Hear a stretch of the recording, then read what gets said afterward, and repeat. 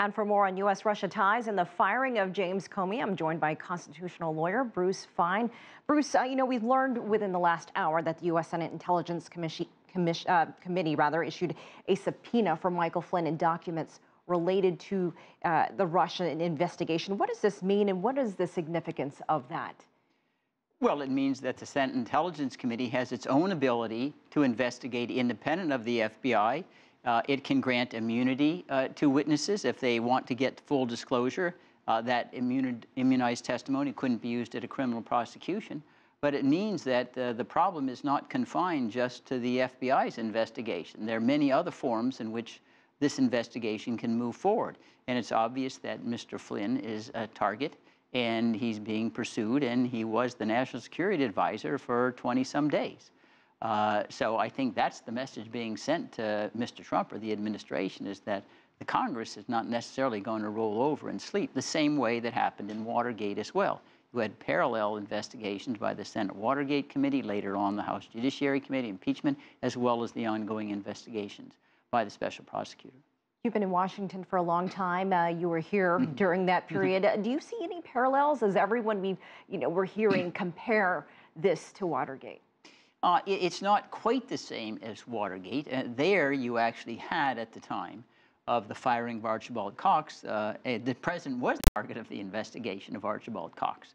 The cover-up and its jurisdiction included that, whereas here you've had Mr. Comey say at least 3 times, at least now, Mr. Trump is not the target. But certainly you have the same appearance of a cover-up, even maybe worse than the actual deed.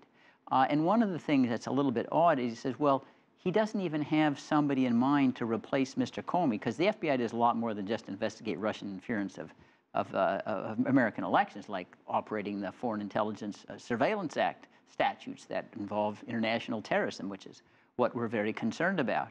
And the fact that he would fire Comey, doesn't even have anybody online, and the two that have been mentioned on your program here, Chris Christie and Rudy Giuliani, they aren't the kind of people who are going to inspire confidence that they're above suspicion. They're acolytes of Donald Trump. They're politicians. Mayor of New York City, governor of New Jersey. When I was involved at a time, they brought in federal judges or former federal judges. William Webster sat at the U.S. Court of Appeals for the 8th Circuit, or Louis Frey came in and replaced a discharged FBI director that Clinton had fired. And there are very, very splendid federal judges out there that could be tapped, and it would give the appearance immediately that we're taking it out of the political realm. That's the opposite message sending by appointing a political operative. What about the motive behind this fire? We see this new timeline that's been released about the moments that led up to the firing yesterday on Tuesday, that the Attorney General and the Deputy Attorney General met with the president to discuss reasons for removing the FBI director, and then this flurry of memos and recommendations.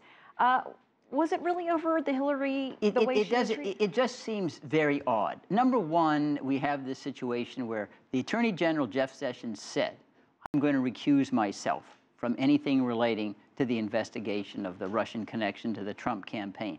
Yet this letter directly has him involved in that, because who was running the investigation? Jim Comey. Secondly, for whatever the reason was, and we know that under our Constitution, you don't have to give any reason. A president's entitled to have his own team. He changed cabinet officers, he changed FBI directors. He didn't appoint James Comey, but he didn't say, I just want my own team. He says that Comey mishandled the Hillary Clinton email investigation, which, if anything, turned out to her disadvantage, politically, not advantage, and which at the time, Mr. Trump was praising Comey for what he was doing. I mean, even though it certainly was irregular that he's the one who's going out and commenting in a derogatory fashion about Hillary's treatment of emails that were very sensitive, and then he opens up another investigation when they find emails on Anthony Weiner's laptop. But now suddenly what you applauded as being great now is the cause for firing? I mean, that just doesn't make any sense. And what puzzles me is, since he does have Article II authority under the Constitution, just say, I want my own team. Why is he going through all this puzzle that no one's going to believe anyway? Bruce Fein, I think we'll know the answer to that, or we'll hear more reasons for an answer in the coming days. Thank you so much for joining us.